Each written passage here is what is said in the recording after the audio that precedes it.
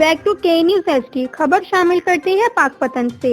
Pakpattan CEO के news ST chief editor हफ्तरोजा काशिफ हारिस शाह किलानी की हजरत बाबा फरीद शकरकंज रहमतुल्लाह अलैह के मज़ार पर हाजिरी।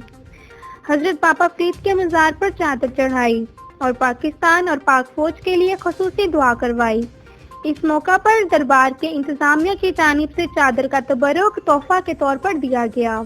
इस मौका पर पाकपतन से हसन बुखारी, आरिफवाला से शफीक फूल, हैदराबाद से हसन अली मदद व दिकर भी मौजूद थे।